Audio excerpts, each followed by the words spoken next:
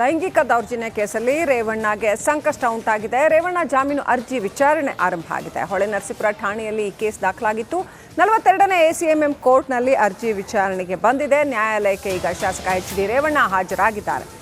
ರೇವಣ್ಣ ಪರ ಸಿ.ವಿ. ನಾಗೇಶ್ ವಾದ ಮಂಡನೆ ಮಾಡ್ತಾ ಇದ್ದಾರೆ. ಎಸ್ಐಟಿ ಪರ ಎಸ್ಪಿಪಿ ಜೈನ ಕೊಠಾರಿ ವಾದ ಮಂಡನೆ ಮಾಡ್ತಾ ಇದ್ದಾರೆ. ಇದು ಇನ್ನೊಂದು ಕೇಸ್, ಇದು ಮತ್ತೊಂದು ಕೇಸು ಹೊಳೆನರಸೀಪುರ ಠಾಣೆಯಲ್ಲಿ ದಾಖಲಾಗಿದ್ದಂಥ ಕೇಸ್. ಇದು ಈಗ ಒಂದು ಕಿಡ್ನಾಪ್ ಕೇಸಲ್ಲಿ ರೇವಣ್ಣ ಅವರಿಗೆ ಜಾಮೀನು ಸಿಕ್ಕಿರ್ತಕ್ಕಂಥದ್ದು. ಇದು ಮತ್ತೊಂದು ಕೇಸು, ಲೈಂಗಿಕ ದೌರ್ಜನ್ಯದ ಕೇಸು, ಹೊಳೆನರಸೀಪುರ ಠಾಣೆಯಲ್ಲಿ ದಾಖಲಾಗಿದ್ದಂಥ ಕೇಸ್. ಈಗ ನ್ಯಾಯಾಲಯಕ್ಕೆ ಹಾಜರಾಗಿದ್ದಾರೆ ಎಚ್.ಡಿ. ರೇವಣ್ಣ. ಇಲ್ಲೂ ಕೂಡ ಸಿ.ವಿ. ನಾಗೇಶ್ ಅವರ ಪರವಾಗಿ ವಾದ ಮಂಡನೆ ಮಾಡ್ತಾ ಇದ್ದಾರೆ. ಇಲ್ಲೂ ಕೂಡ ಎಸ್ಐಟಿ ಜೈನ ಕೊಠಾರಿ ಅವರೇ ಎಸ್ಐಟಿ ಪರವಾಗಿ ವಾದ ಮಂಡನೆ ಮಾಡ್ತಾ ಇದ್ದಾರೆ. ಸೊ ಇದರಲ್ಲಿ ಏನಾಗತ್ತೆ ಅನ್ನುವಂಥದ್ದು ಕಾದು ನೋಡಬೇಕಾಗಿದೆ. 42ನೇ ಎಸಿಎಂಎಂ ಕೋರ್ಟ್ನಲ್ಲಿ ಅರ್ಜಿ ವಿಚಾರಣೆ ನಡೀತಾ ಇದೆ.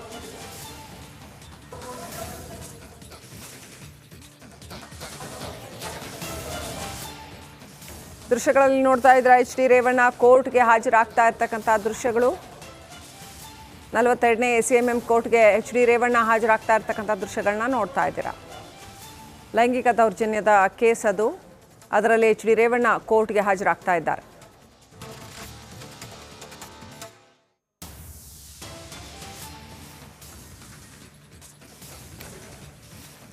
ಎಚ್.ಡಿ. ರೇವಣ್ಣ ಜಾಮೀನು ಅರ್ಜಿ ವಿಚಾರಣೆ ಆರಂಭ ಆಗಿದೆ. ಹೊಳೆನರಸೀಪುರ ಠಾಣೆಯಲ್ಲಿ ದಾಖಲಾಗಿದ್ದಂಥ ಕೇಸ್ನಲ್ಲಿ ಪ್ರಜ್ವಲ್ ಮೇಲೂ ಕೂಡ ಈ ಕೇಸು ದಾಖಲಾಗಿದೆ.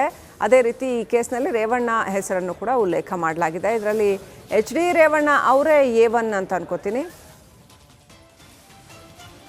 ಅಪ್ಡೇಟ್ ಪಡ್ಕೊಳ್ಳೋಣ. ಪ್ರತಿನಿಧಿ ಮಾದೇಶ್ ಸಂಪರ್ಕದಲ್ಲಿದ್ದಾರೆ ಸಿಟಿ ಸಿವಿಲ್ ಕೋರ್ಟಿಂದ. ಮಾದೇಶ್, ಈ ಕೇಸ್ನ ಹಿನ್ನೆಲೆಯನ್ನು ಸ್ವಲ್ಪ ಹೇಳ್ಬಿಟ್ಟು, ಯಾಕಂದ್ರೆ ವೀಕ್ಷಕರಿಗೆ ರೀಕನೆಕ್ಟ್ ಆಗಲಿ. ಇದ್ರ ಜೊತೆಗೆ ಈ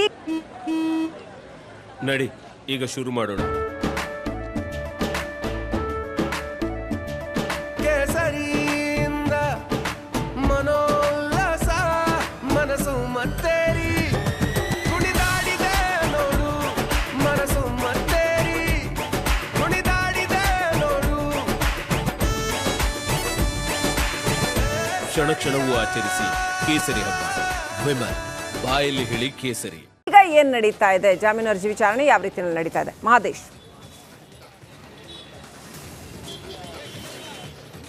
ಶ್ರೀಲಕ್ಷ್ಮಿ, ಕಳೆದ ಒಂದು ತಿಂಗಳ ಹಿಂದೆ ಅಂದ್ರೆ ಕಳೆದ ತಿಂಗಳಲ್ಲಿ ಎಚ್.ಡಿ. ರೇವಣ್ಣ ಮತ್ತು ಪ್ರಜ್ವಲ್ ರೇವಣ್ಣ ಇಬ್ಬರ ವಿರುದ್ಧ ಹೊಳೆನರಸೀಪುರ ಟೌನ್ನಲ್ಲಿ ಒಂದು ಕೇಸ್ ದಾಖಲಾಗುತ್ತೆ. ಅದು ಕೂಡ ಅವರ ಮನೆ ಕೆಲಸಕ್ಕೆ ನೀಡಿರುವಂಥ ದೂರಿನ ಆಧಾರದ ಮೇಲೆ. ಅದಕ್ಕೂ ಮುಂಚೆ ಒಂದಷ್ಟು ವಿಡಿಯೋಗಳು ಸೋಷಿಯಲ್ ಮೀಡಿಯಾದಲ್ಲಿ ವೈರಲ್ ಆಗುತ್ತೆ. ಪ್ರಜ್ವಲ್ ರೇವಣ್ಣದು ಎನ್ನಲಾದಂಥ ವಿಡಿಯೋ.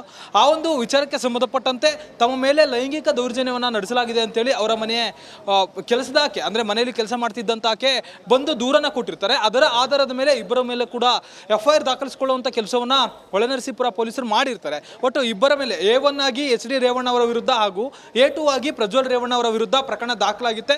ಸ್ಟಾರ್ಟಿಂಗಲ್ಲಿ ಲೈಂಗಿಕ ದೌರ್ಜನ್ಯ ಆರೋಪದಡಿ ಪ್ರಕರಣವನ್ನು ದಾಖಲಿಸ್ಕೊಳ್ತಾರೆ. ಅದಾದ ಮೇಲೆ ಯಾವಾಗ ತನಿಖೆ ಶುರು ಆಗುತ್ತೋ ಅದಾದ ಮೇಲೆ ಕೇಸ್ ಇನ್ನಷ್ಟು ಸ್ಟ್ರಾಂಗ್ ಆಗ್ತಾ ಹೋಗುತ್ತೆ. ಯಾಕಂದರೆ ಪ್ರಜ್ವಲ್ ರೇವಣ್ಣ ಅವರ ವಿರುದ್ಧ 376 ಆ್ಯಡ್ ಆಗುತ್ತೆ. ಆ ಒಂದು ಪ್ರಕರಣಕ್ಕೆ ಸಂಬಂಧಪಟ್ಟಂತೆ ಈಗಾಗಲೇ ಇಬ್ಬರಿಗೂ ಕೂಡ ನೋಟಿಸ್ ಕೊಡುವಂಥ ಕೆಲಸವನ್ನು ಪೊಲೀಸರು ಮಾಡಿರ್ತಾರೆ. ಪ್ರಾಥಮಿಕ ಹಂತದಲ್ಲಿ ಸಂತ್ರಸ್ತೆಯ ಹೇಳಿಕೆಯನ್ನು ಪಡೆದುಕೊಂಡು 376 ಆ್ಯಡ್ ಅನ್ನು ಮಾಡುವಂಥ ಕೆಲಸವನ್ನು ಮಾಡಿರುತ್ತೆ. ಅದಾದ ಮೇಲೆ SITಯನ್ನು ರಚನೆ ಮಾಡಿದ ಕೂಡಲೇ SITಗೂ ಕೂಡ ಈ ಒಂದು ಕೇಸ್ ವರ್ಗಾವಣೆ ಆಗುತ್ತೆ. ಅವತ್ತಿನಿಂದಲೂ ಕೂಡ SIT ಅಧಿಕಾರಿಗಳು ಈ ಒಂದು ತನಿಖೆಯನ್ನು ನಡೆಸ್ತಿದ್ದಾರೆ. ಈಗಾಗಲೇ ಒಂದು ಪ್ರಕರಣಕ್ಕೆ ಸಂಬಂಧಪಟ್ಟಂತೆ ಸಂತ್ರಸ್ತೆಯ ಹೇಳಿಕೆಯನ್ನು ದಾಖಲಿಸಿಕೊಂಡಿದ್ದಾರೆ. ಒಂದಷ್ಟು ಎವಿಡೆನ್ಸ್ಗಳನ್ನು ಕಲೆ ಹಾಕಿದ್ದಾರೆ. ಸ್ಪಾಟ್ ಮಹಜರು ಮಾಡಿದ್ದಾರೆ. ರೇವಣ್ಣ ಮನೆಯನ್ನು ಸಂಪೂರ್ಣವಾಗಿ ಪರಿಶೀಲನೆ ಮಾಡುವಂಥ ಕೆಲಸವನ್ನು ಮಾಡಿದರು. ಈಗ ಈ ಒಂದು ಪ್ರಕರಣಕ್ಕೆ ಸಂಬಂಧಪಟ್ಟಂತೆ ರೇವಣ್ಣ ಅವರು ಈ ಮುಂಚೆ ನಿರೀಕ್ಷಣಾ ಜಾಮೀನು ಅರ್ಜಿ ಹಾಕುವಂತ ಕೆಲಸವನ್ನು ಮಾಡಿದ್ರು. ಆದರೆ ಆ ಒಂದು ಸಂದರ್ಭದಲ್ಲಿ ಈ ಒಂದು ಮಾದೇಶ್ ದಯವಿಟ್ಟು ಹಾಗೆ ಸಂಪರ್ಕದಲ್ಲಿರಿ. ಬ್ರೇಕಿಂಗ್ ಅಪ್ಡೇಟ್ ಬರ್ತಾ ಇದೆ ಈ ಒಂದು ಸುದ್ದಿಯಲ್ಲಿ. ನಾನು ಮೊದಲು ಜಾಮೀನು ಅರ್ಜಿಯನ್ನು ಆಲಿಸ್ತೇನೆ ಅಂತ ಬಹುಶಃ ಇದು ನ್ಯಾಯಾಧೀಶರು ಹೇಳಿರ್ತಕ್ಕಂಥ ಅಪ್ಡೇಟ್ ಬರ್ತಾ ಇದೆ ಅಂತ ಅನ್ಸುತ್ತೆ. ಇದಾದ ಬಳಿಕ ಡಿಸೈಡ್ ಮಾಡಲಾಗುವುದು ಅಂತ ಹೇಳಲಾಗಿದೆ. ಜಾಮೀನು ಅರ್ಜಿಯ ಬಗ್ಗೆ ನ್ಯಾಯಾಧೀಶರು ಮಾತನಾಡಿದ್ದಾರೆ. SIT ಪರ ಜೈನ ಕೊಠಾರಿ ವಾದ ಆರಂಭ ಮಾಡಿದ್ದಾರೆ. ಈ ಕೇಸ್ನಲ್ಲಿ ಮೊದಲು ಲೈಂಗಿಕ ಅಪರಾಧಗಳ ಸೆಕ್ಷನ್ಗಳನ್ನ ಹಾಕಲಾಗಿದೆ. ನಂತರ ತನಿಖಾಧಿಕಾರಿ 370 ಸೆಕ್ಷನ್ ಕೂಡ ಸೇರಿಸಿದ್ದಾರೆ ಅಂತ ಹೇಳಲಾಗ್ತಾ ಇದೆ. ವಾದ ವಿವಾದವನ್ನು ನ್ಯಾಯಾಧೀಶರು ಆಲಿಸ್ತಾ ಇದ್ದಾರೆ. ಮೊದಲು ಜಾಮೀನು ಅರ್ಜಿದು ಆಲಿಸ್ಬಿಡ್ತೀನಿ ಅಂತ ಹೇಳಿದ್ದಾರೆ. ಅದಾದ ನಂತರ ಇದನ್ನು ಡಿಸೈಡ್ ಮಾಡಲಾಗತ್ತೆ ಅಂತ ನೋಡಿ. ಕೋರ್ಟ್ನಲ್ಲಿ ವಿಚಾರಣೆ ಆರಂಭ ಆಗಿದೆ. ಈಗ ಇದರಲ್ಲಿ ಬೇಲ್ ಸಿಗುತ್ತಾ ಇಲ್ವಾ ಅನ್ನುವಂಥದ್ದು. ಕಿಡ್ನ್ಯಾಪ್ ಕೇಸಲ್ಲಿ ಆಲ್ರೆಡಿ ಎಚ್.ಡಿ. ರೇವಣ್ಣ ಅವರಿಗೆ ಬೇಲ್ ಸಿಕ್ಕಿದೆ. ಹಾಗಾಗಿ ಅವರು ಹೊರಗಡೆ ಬಂದಿದ್ದಾರೆ. ಆದರೆ ಈ ಕೇಸು ಲೈಂಗಿಕ ದೌರ್ಜನ್ಯದ ಕೇಸು, ಇದರಲ್ಲಿ 376 ಕೂಡ ಆಮೇಲೆ ಸೇರಿಸಲಾಗಿದೆ ಅಂತ ಈಗ ವಾದ ಮಂಡನೆ ನಡೀತಾ ಇದೆ. ಸಿ ವಿ ನಾಗೇಶ್ ಕೂಡ ವಾದ ಮಂಡನೆ ಮಾಡ್ತಾ ಇದ್ದಾರೆ, ಆ ಕಡೆ ಜಯನಾ ಕೊಠಾರಿ ಕೂಡ ವಾದ ಮಂಡನೆ ಮಾಡ್ತಾ ಇದ್ದಾರೆ.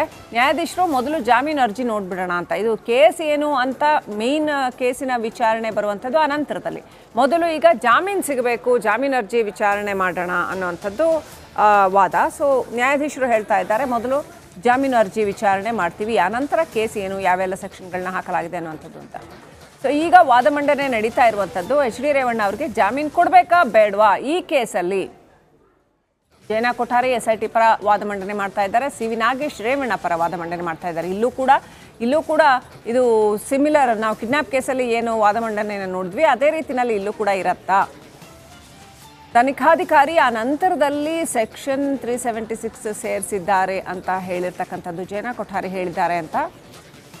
ಸೊ ಅದು ಎಷ್ಟರ ಮಟ್ಟಿಗೆ ವ್ಯಾಲಿಡ್ ಆಗುತ್ತೆ. ಅದರಲ್ಲಿ 376 ಅಂದರೆ ಅತ್ಯಾಚಾರ ಪ್ರಕರಣ ಅಂತ. ಇದು ಅತ್ಯಾಚಾರ ಪ್ರಕರಣ ಹೌದೋ ಅಲ್ವೋ, ಸಾಕ್ಷಿಗಳ ವಿಚಾರಣೆ ಆಗಬೇಕಾಗತ್ತೆ, SIT ತನ್ನಲ್ಲಿರ್ತಕ್ಕಂಥ ದಾಖಲೆಗಳನ್ನು ಮುಂದಿಡಬೇಕಾಗತ್ತೆ, ಸಾಕ್ಷಿಗಳ ಅಲ್ಲಿ ಯಾರ್ಯಾರು ಅವರು ಹೌದಾ, ಅವರೇ ನಿಜವಾಗ್ಲೂ ಹೌದಾ ಅನ್ನೋವಂಥದ್ದೆಲ್ಲ ನಡೆಯುತ್ತೆ, ಐಡೆಂಟಿಫಿಕೇಷನ್ ಎಲ್ಲ ನಡಿಬೇಕಾ ಬೇಡವಾ, ಹೀಗೆ ಸಾಕಷ್ಟು ಕಾನೂನಿನ ಆಯಾಮಗಳು ಇದರಲ್ಲಿ ಇರುತ್ತೆ. ಇದೆಲ್ಲದರ ಜೊತೆಗೆ ಎಚ್ ಡಿ ರೇವಣ್ಣ ಅವರಿಗೆ ಮೊದಲನೇದಾಗಿ ಈ ಕೇಸಲ್ಲಿ ಬೇಲ್ ಸಿಗತ್ತಾ ಇಲ್ವಾ ಅಂತ. ಬೇಲ್ ಸಿಗದೇ ಇದ್ದರೆ ನಾವು ಕಿಡ್ನಾಪ್ ಕೇಸಲ್ಲಿ ನೋಡಿದ ಹಾಗೇನೆ ಅವರನ್ನು ಕಸ್ಟಡಿಗೆ ತಗೊಳ್ಳೋವಂಥ ಕೆಲಸ ಆಗುತ್ತೆ.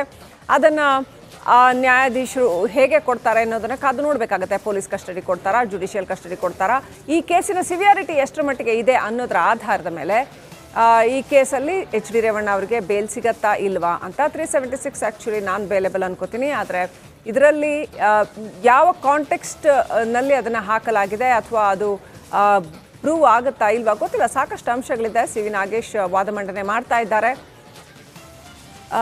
ಕಿಡ್ನಾಪ್ ಕೇಸ್ನಲ್ಲಿ ನಾವು ನೋಡೋದಾದರೆ ಅದು ಕೂಡ ಒಂದು ಬಹಳ ಗಂಭೀರವಾದಂಥ ಪ್ರಕರಣ ಆಗಿತ್ತು. ಕಿಡ್ನಾಪ್ ಮಾಡಿದ್ರು ಅಂತ, ಕಿಡ್ನಾಪ್ ಹೌದೋ ಅಲ್ವೋ ಅನ್ನೋದ್ರ ಬಗ್ಗೆ ಅಲ್ಲಿ ಚರ್ಚೆ ಆಯಿತು. ಅದು ಕಿಡ್ನಾಪ್ ಅಂತ ಆದರೆ ಸಾಕ್ಷ್ಯನಾಶ ಮಾಡ್ತಾರೆ ಇವರು ಹೊರಗಡೆ ಬಂದರೆ ಅನ್ನೋಂಥದ್ದನ್ನು ವಾದ ಮಂಡನೆ ಮಾಡಿದರು ಜಯನಾ ಕೊಠಾರಿ. ಹಾಗಾಗಿ ಅದರಲ್ಲಿ ಬೇಲ್ ಸಿಕ್ಕಿರಲಿಲ್ಲ.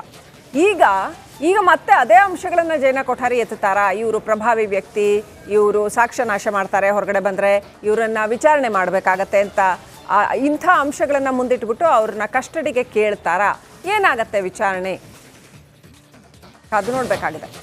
ಈಗಾಗಲೇ ನ್ಯಾಯಾಧೀಶರು ಹೇಳಿರ್ತಕ್ಕಂಥದ್ದು ಮೊದಲು ಜಾಮೀನು ಅರ್ಜಿದು ನೋಡಿಬಿಡೋಣ, ಆಮೇಲೆ ಮೇನ್ ಕೇಸ್ದು ತಗೊಳ್ಳೋಣ ಅಂತ. ಸೊ ಮೇನ್ ಕೇಸ್ ವಿಚಾರಣೆ ಕೂಡ ಅಷ್ಟೇ ತ್ವರಿತವಾಗಿ ನಡೆಯುತ್ತಾ ಅನ್ನೋದನ್ನು ಕಾದು ನೋಡಬೇಕಾಗಿದೆ. ಜಾಮೀನು ಅರ್ಜಿ ವಿಚಾರಣೆ ಅಂತೂ ನಡೀತಾ ಇದೆ. ಈ ಕೇಸಲ್ಲಿ ಎಚ್ ಡಿ ರೇವಣ್ಣ ಅವರಿಗೆ ಜಾಮೀನು ಸಿಕ್ಕಿದ್ರೆ ಬಹಳ ದೊಡ್ಡ ಬೀಸೋದೊಣ್ಣೆ ತಪ್ಪದಂಗೆ ಆಗುತ್ತೆ, ಅವ್ರಿಗೆ ಸ್ವಲ್ಪ ಮಟ್ಟಿಗೆ ರಿಲ್ಯಾಕ್ಸ್ ಆಗುತ್ತೆ. ಆದರೆ ವಿಚಾರಣೆ ಎರಡೂ ಕೇಸ್ಗಳಲ್ಲೂ ಕೂಡ, ಕಿಡ್ನಾಪ್ ಪ್ರಕರಣದಲ್ಲೂ ಈ ಹೊಳೆ ನರಸೀಪುರದ ಪ್ರಕರಣದಲ್ಲೂ ಕೂಡ, ಲೈಂಗಿಕ ದೌರ್ಜನ್ಯ ಪ್ರಕರಣದಲ್ಲೂ ಕೂಡ ಮೇನ್ ಕೇಸ್ನ ವಿಚಾರಣೆ ಹಾಗೆ ಪೆಂಡಿಂಗ್ ಇದೆ, ಅದು ಕೂಡ ಆಗಬೇಕಾಗತ್ತೆ. ಆನಂತರ ಪ್ರಜ್ವಲ್ ರೇವಣ್ಣ ಎಲ್ಲಿದ್ದಾರೆ ಏನು ಎತ್ತ ಅದೊಂದು ಕೇಸ್ನ ತಲೆನೋವು ಕೂಡ. ಒಟ್ಟಿನಲ್ಲಿ ಎಚ್ ಡಿ ರೇವಣ್ಣ ಅವರಿಗೆ ಸಂಕಷ್ಟದ ಮೇಲೆ ಸಂಕಷ್ಟ ತಪ್ಪಿದ್ದಲ್ಲ, ಪ್ರತಿನಿತ್ಯ ಕೋರ್ಟಿಗೆ ಅಲಿಯುವಂಥ ಪರಿಸ್ಥಿತಿ ಬಂದಿದೆ. ಅಂಥ ಕಂಡೀಷನ್ಸ್ ಮೇಲೇ ಅವರಿಗೆ ಬೇಲ್ ಕೊಟ್ಟಿರ್ತಾರೆ, ಕೋರ್ಟಿಗೆ ಬರಬೇಕಾಗತ್ತೆ, ಹಾಜರಾಗಬೇಕಾಗತ್ತೆ, ಕರೆದಾಗಲೆಲ್ಲ ಹೋಗಬೇಕಾಗತ್ತೆ. At the same time SIT ತನಿಖೆಗೆ ಯಾವಾಗೆಲ್ಲ ಕರೆಯುತ್ತೆ ಆವಾಗಲೂ ಕೂಡ ಹೋಗಬೇಕಾಗತ್ತೆ. ಸೊ ಇದೆಲ್ಲವನ್ನು ಗಮನದಲ್ಲಿ ಇಟ್ಕೊಂಡು ಎಚ್ ಡಿ ರೇವಣ್ಣ ಪರ ವಕೀಲ ಸಿ ವಿ ನಾಗೇಶ್ ವಾದ ಮಂಡನೆ ಮಾಡ್ತಾರೆ.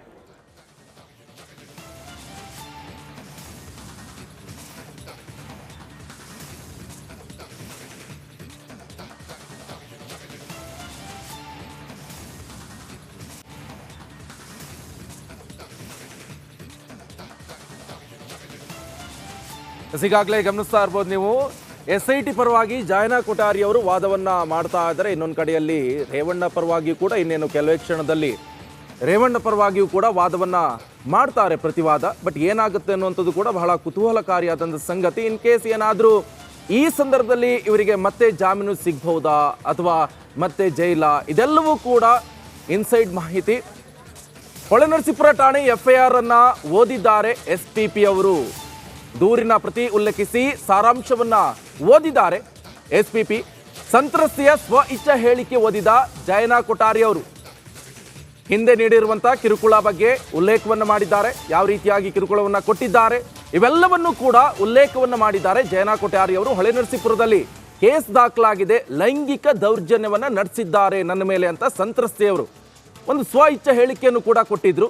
ಅವೆಲ್ಲವನ್ನು ಕೂಡ ಜಡ್ಜ್ ಮುಂದೆ SIT ಪರ ವಕೀಲರಾದಂಥ ಜಯನಾ ಕೊಠಾರಿ ಅವರು ಎಲ್ಲವನ್ನು ಕೂಡ ಉಲ್ಲೇಖ ಮಾಡ್ತಾ ಇದ್ದಾರೆ. ಆ FIR ನಲ್ಲಿ ಏನೆಲ್ಲ ದಾಖಲಾತಿಗಳನ್ನು ಕೊಟ್ಟಿದ್ದಾರೆ, ಏನೆಲ್ಲ ಮಾಹಿತಿಗಳನ್ನು ಕೊಟ್ಟಿದ್ದಾರೆ, ಏನೆಲ್ಲ ಹೇಳಿದ್ದಾರೆ, ಅವೆಲ್ಲವನ್ನು ಕೂಡ ನ್ಯಾಯಾಧೀಶರ ಮುಂದೆ SIT ಪರ ವಕೀಲರು ಜಯನಾ ಕೊಠಾರಿ ಅವರು ಎಲ್ಲವನ್ನು ಕೂಡ ಉಲ್ಲೇಖ ಮಾಡ್ತಾ ಇದ್ದಾರೆ.